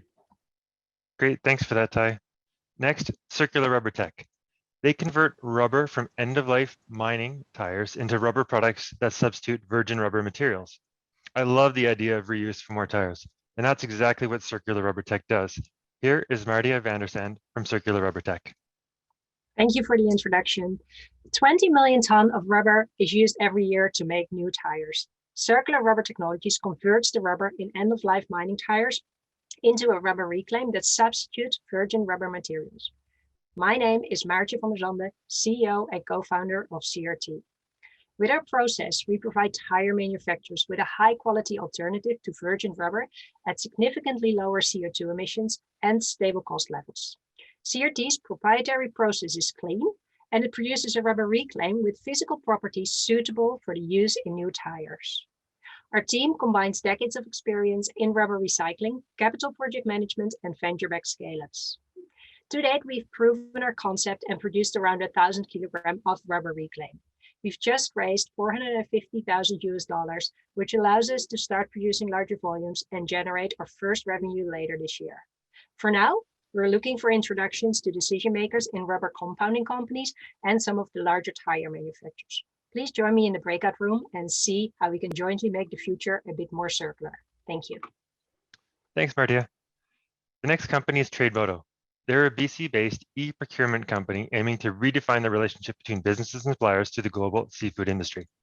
They are looking to fix some of the issues that endanger the fish in our oceans and the sustainability of the fishing industry. Here is Paul Pan from TradeMoto. Hi, everyone. My name is Paul. I'm the founder and CEO of TradeMoto. We're a SaaS company that's launching a B2B platform to bring seafood trade online and redefine the way businesses approach sustainability. As a former seafood importer, I was motivated to take action when I learned of a statistic that more than 30% of all globally sourced seafood was linked to supply chains involved with illegal fishing and other serious crimes like slave labor. The problem is that buyers and sellers of seafood products and services are not finding information online because less than 20% of businesses in this industry have online footprints. They claim that maintaining a website is expensive and the traffic's not relevant. We listened and we created a B2B platform to help seafood professionals find, research, and connect with the right partners for their needs. This helps them find more ethical partners to work with, saves them time, money, and reduces the risk of doing business. We're launching after we conclude our pilot that involves companies ranging from 2 million to 36 billion in revenue, and we're working with them to monetize our free platform, starting with the online marketplace and with ads. Please join us in the breakout room to find out more. Thank you, Paul. No and our final company is ProMet AI. They're revolutionizing how the comminution process operates from a black box to provide mining operators with real-time data, empowering them to make a real direct impact on their performance. And because BC is home to such a strong mining sector, and this industry will be so important to the clean energy transition, I'm really pleased to see that ProMet is working to make sure this is done as efficiently as possible. Here is Lisa Mallon from ProMet AI. Thank you, James, and good morning to everyone. ProMet AI is revolutionizing the crushing and grinding process in mining operations, from a black box to providing mine operators with real-time data, empowering them to make a direct impact on mine performance. Hello, my name is Lisa Malin, and I'm the COO of ProMet AI. Using an intelligent platform, ProMet AI integrates advanced sensors and state-of-the-art analytics, providing mine operators with real-time data, giving insights previously unavailable. This translates to increased mill uptime, lower operating costs, and future upside scenarios, providing value to mining operations upwards of $1 billion yearly. Our team has decades of relevant experience and out-of-the-box thinking to deliver step change solutions in mining. ProMet AI is currently looking for mining partners to enhance current pilot trials. Our next round of funding is anticipated in 1 year, so please stay tuned. All right. I think that is the final presenter. So for the last time this morning or this afternoon, for those of you who are located a little bit east of me, we're going to be choosing a breakout room to learn a little bit more about one of these ventures. This might be a tough choice. If there are multiple people you want to hear from, pick one.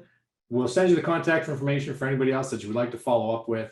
We will have a recording of this session. We will give access to all their websites and other information so you can learn more about them.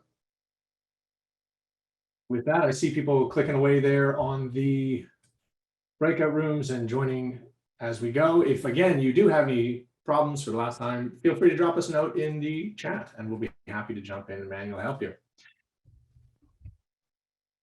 While we while away the 15 minutes, James, how are things over there at Jobs, economic recovery and innovation? I'm going to practice that as a tongue twister, by the way. That's it totally is a tongue twister, yeah. And I'm happy to spend some time profiling some of the things that have been some recent announcements coming out of the BC government that both investors and ventures may be interested in. I think you've got a lot of fun things. I mean, I had a short list here, but what do you think is the most exciting one on the list? We've got a bunch. I'm happy to start wherever you'd like, Stephen. I'm curious, where would you like to begin? Okay, I was going to ask you the name change. I mean, I know it's been a year or so. It's not really recent news, but has it shifted the focus of what you're doing? I think it has, recognizing that the ministry has changed names multiple times over the last several years. There definitely is an emphasis on economic recovery at this point, with the idea that we're currently in our restart plan, and as we move forward, we'll be looking at more longer term recovery. And currently the province is developing a long-term economic plan that'll take us out a decade to longer than that. And so we're doing some of that strategic planning around how do we develop a more innovative, sustainable, and inclusive economy that addresses both some of our environmental as well as some of our social opportunities and challenges. That sounds easy enough. That's a very exciting that piece done. of work. Yeah, yeah, that'll is expected for the fall, and it's about the same time that we expect to release our updated Clean BC roadmap to achieve our 2030 and targets and beyond. So that name change is symbolic of the new direction that the ministry needs to head in as it repositions, reframes, and reorganizes the work that government has to do around economic development. Right, and so that economic recovery seems to be quite focused on tying into kind of energy transition and more sustainable and diverse and inclusive workspaces. There will definitely be space for things like that, recognizing that when you're thinking about economic development over that long a time frame, there will be very large social, environmental changes happening over that time period, and so we need to be thoughtful and strategic about how we think about enabling and moving along some of those transitions. Absolutely. Perfect. And so yeah, go ahead. Oh, I was gonna say it's the NBC fund that was another recent kind of initiative. You've now got a board of directors in place. It's going to be kind of independent in what it does, but it's really got a mandate around sustainability. Yeah, we do. It has a triple bottom line mandate, and so NBC Investment Corp is a new fund established by the BC government, first of kind in Canada. And with that strategic investment fund, it expects to be in investment ready position later this year, with the idea that there's still a few more pieces that need to be finalized before that organization will be up and ready for investment.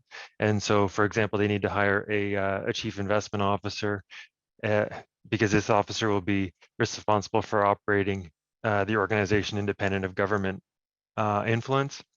Yep. And so they've got a few more things to do, but yeah, later this year that there should be some exciting news with that organization ready to start supporting companies. $500 million is the fund. You're saying they're going to hopefully, hire someone, the chief investment officer, set up some operations, and get a thesis for what they're investing in, and then start dispersing money in the fall. I think they'll open their doors in the fall. I don't know when the actual investments are going to be announced. Any mandate or encouragement for them to disperse this money or invest this money over a time frame? Is it up to them as they see fit, or is it kind of like a 5-year fund, the way a normal fund would be set up? Is it a 10-year fund for more kind of patient capital? Is there any kind of information like that? I'd be curious. Some of those things are still in development. The $500 million I expect to come over multiple years, and so I don't expect 100% of the funding to be dispersed in year one for that fund. Recognizing that with government's mandate, it does adopt triple bottom line such that it is expecting to be a patient capital vehicle and provide for investment opportunities that are going to maximize environmental and social benefits, as well as providing a financial return. Fantastic. I mean, I think it's very exciting. Was that sort of in response to, and I'm sure they're not here, but a lot of the startups would certainly say it's challenging to get early stage financing. It's challenging to get the funding around clean tech that you need for those early innovation pieces. Was that the sort of motivation for it? Or was it really was it kind of bottom up in what people were telling you the gaps were around the clean tech innovation? Or was it sort of top down and just sort of looking and saying, we need to push things in this direction. We need to, pour fuel on the fire and make sure that there's interest and capital available for clean tech solutions. Mm-hmm. I think it recognizes that a lot of the feedback that we've received over the last several years from clean tech ventures and other stakeholders is talking about opportunities to increase the amount of capital within the BC ecosystem. Yeah.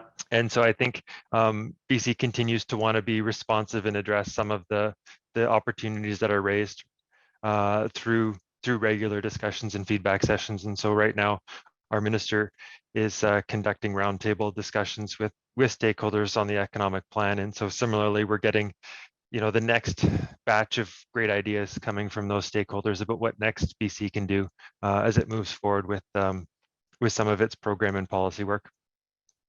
There are a couple things maybe I can speak to highly in the last couple of minutes. Yeah, for sure.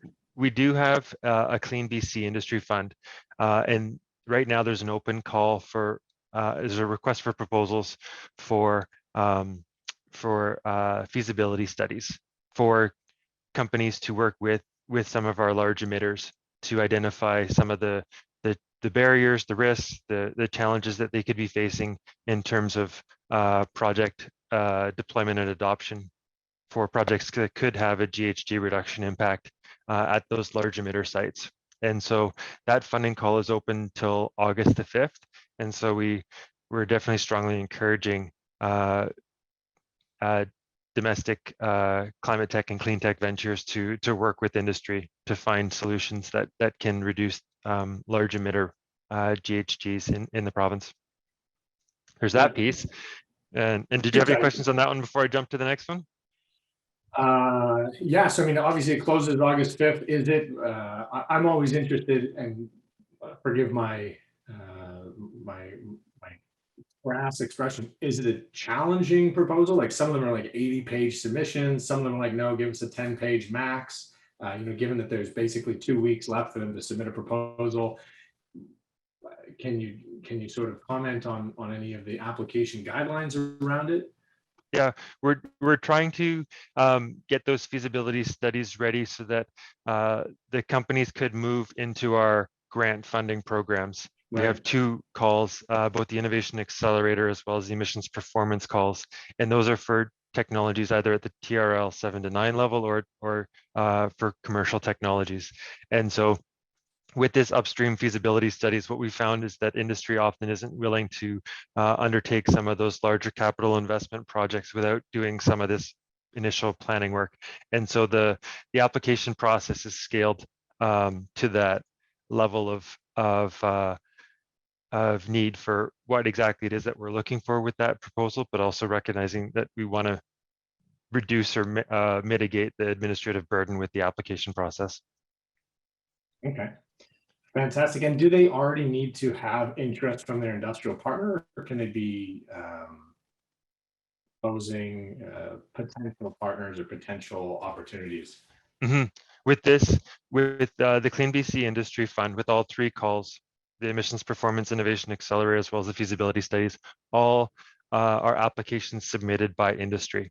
And so in all those cases, we're expecting industry to bring forward the applications, recognizing that they're the ones whose operations would be responsible for producing the GHGs, but recognizing as much as possible, we'd like our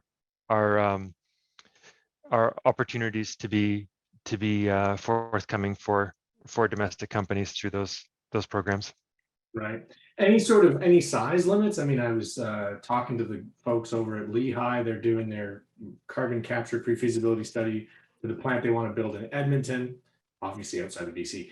And I think the feasibility study was like $3 to $5 million. Like, that's like, does it cover that sort of size and scope of feasibility study? That's the in our case, the cap would be much less than that. Okay. For this time. This is the first time we've issued the feasibility call.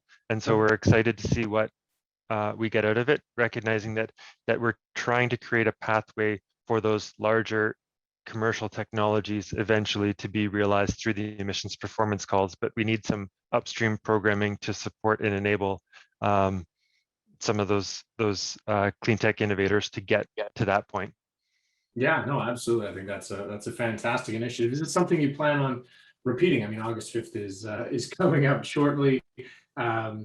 Is it something that you sort of see maybe every 6 months or every 12? If this is a pilot and the first time you're doing it, if it's successful, you'll be repeating it at some later time this year or next year?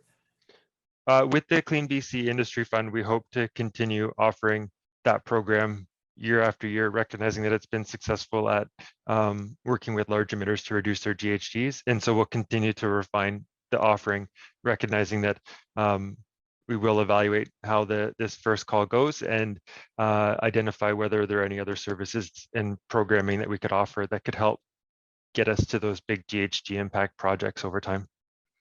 Fantastic. No, I think we all want to see those deployed and deployed domestically, so we can hit our various 2030 targets, which are looming large and seeming challenging. Any other great programs? I mean, I think that was a wonderful topic of conversation. What other things surprises do you have for me, James? There are two more to mention, and I'll mention them quickly, and we can get into them as time allows. The first is that last week we announced the Center for Innovation in Clean Energy. And then secondly, last month we released our hydrogen strategy. And so with both of those things, they're exciting, and we're happy that they were announced. With the Center for Innovation in Clean Energy, that one is going to focus on carbon capture, utilization and storage, hydrogen, biofuels, synthetic fuels, renewable natural gas, and battery technologies, energy storage. So that entity is going to be set up over the next few months with the idea that there's still some more work that needs to be done. It's a $105 million center contributed equally by Shell Canada, Government of Canada, and the Government of BC.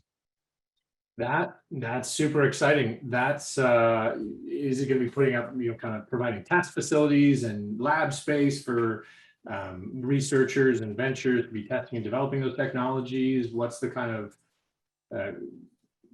main thrust of the spending of the $105 million, which is a significant portion of dollars? I can tell you it's not going to be venture training programs with that. I don't think. I wish, but we're excited to see the announcement recognizing the significant dollar contributions from those three organizations. More details will be forthcoming. I anticipate we'll see announcements coming in the fall that'll further define and describe what that new center will do and how it will do it. Fantastic. I mean, that's really, really exciting. There's some areas in there you've mentioned where I think BC, and you mentioned the hydrogen strategy, the place BC is obviously quite strong. Traditionally, we've got a lot of startups here, a lot of technical know-how, but you also mentioned some battery technology, some carbon capture that we can build on and leverage some of the startups here who've been successful, as well as our friends over in Alberta with Innotech and a number of their startups and their Carbon X Prize. And I think it's definitely a place where Canada can establish itself as a leader. So that's really some really exciting news. And then, like you mentioned, the hydrogen strategy release was exciting as well. With that document, that's the first comprehensive strategy released in Canada, and so we're proud about that strategy. In total, I think the document has about 63 actions for government, industry, and innovators to work towards over 3 time periods. And right now, the 3 focus areas for the strategy are around scaling up hydrogen production, developing hydrogen hubs, and then deploying medium and heavy duty vehicles that would use hydrogen fuel cells. So the announcement had $10 million over the next 3 years for the development of hydrogen opportunities. And as well, we announced recently that BC Hydro would have preferred electrification rates for Cleantech innovators. So we're proud about that. And that's the summary of some of the things that are in the hydrogen strategy that BC recently released. James, thank you so much for that summary. There's a request for some links from Adam Van Aaron, who is on the line listening. For those of you who missed it, James Hudson's was just giving us some of the great new announcements and recent updates from the BC Ministry of Jobs, Economic Recovery and Innovation. With that, unsurprisingly, we ran a little bit over time because we were so interested in hearing from our panelists and our presenters. I would like to say how proud I am of all the ventures for starting down this road. It is very, very challenging to be a startup, to try to take an idea and turn it into a commercialized product that will change the world. I am so very proud of them for starting on that journey. I'm so impressed with the progress they've made over the last 14 weeks while they've worked with Foresight. They show application, they are hardworking, they're dedicated, they're passionate, really, really impressed with the work they've done. And I'm so excited to see where they're going to be in 6 months. I think there's so much potential across a number of opportunities to make the world a better place. Some excellent founding teams to execute. I really hope that we can provide you the support you need to do those things. To everybody on the call who is stuck around, please, if you can, this is so important for Canada. This is what we need in terms of energy, driving the economy around our energy efficiency, around the solutions we need to live in a sustainable world, to meet our global commitments we've made for our climate. Please help these ventures. If you think there's someone that you can introduce them to as a commercial partner, as an investor, as a strategic partner, as a supplier, anything you can do to help these ventures, I thank you for taking the time to listen to what they're trying to do. Take a few extra seconds and think how you can help them. What they're doing is incredibly difficult and so very important. So if I could ask you one favor, that would be it. Thank you everyone for your time. I'll release you to the rest of your day as I've stolen an extra minute of your lives. I look forward to seeing you all in the fall for our fall cohort. Please do recommend anybody you think that Foresight could help. We are here to support these ventures, to be a part of the clean tech ecosystem that we want to build as a driver of the Canadian economy. Thank you all so much.